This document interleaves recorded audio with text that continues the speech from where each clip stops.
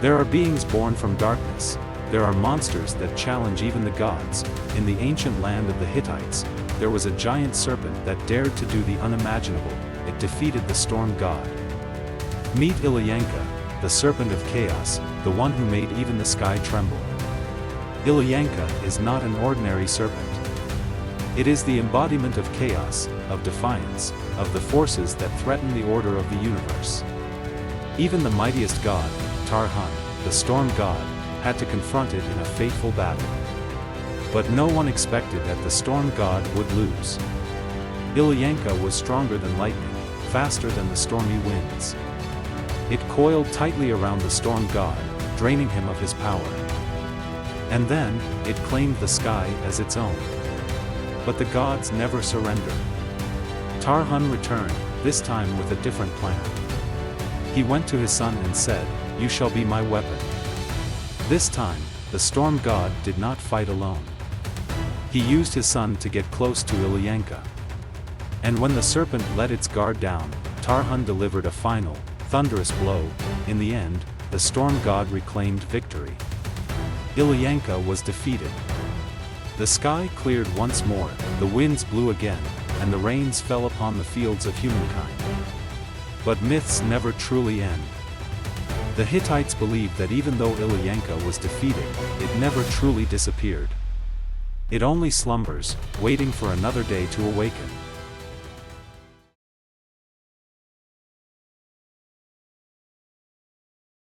Have you ever looked up at the sky and wondered why does the moon suddenly disappear for a moment?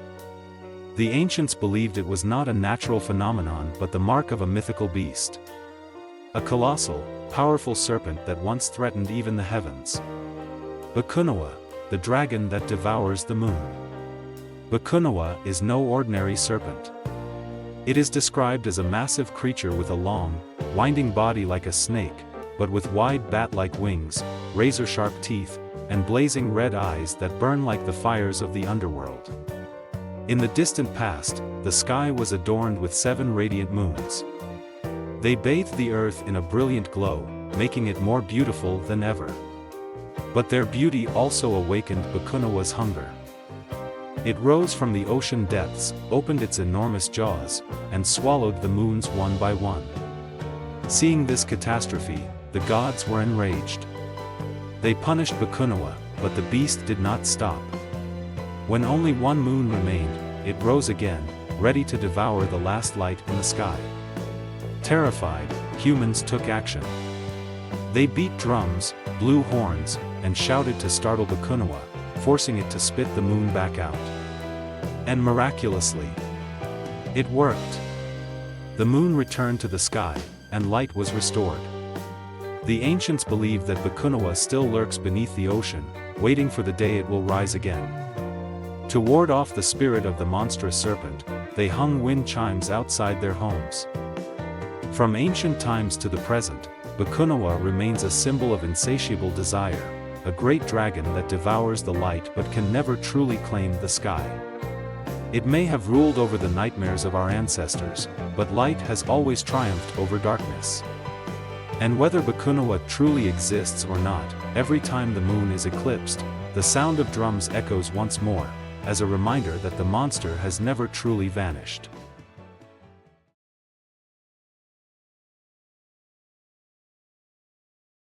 Before the world took shape, there was only chaos. No sky. No land. No life. Only a great primordial force, slithering through the darkness, carrying light and life itself.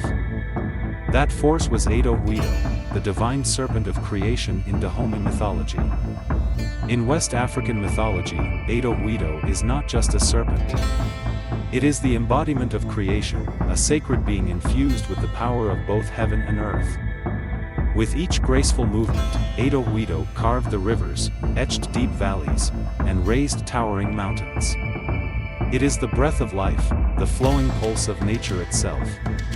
But Aido-Hwedo did not act alone. It was the trusted companion of Mawulisa, the great creator deity.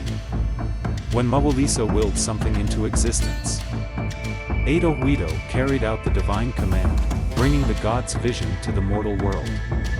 As time passed, the world grew heavier.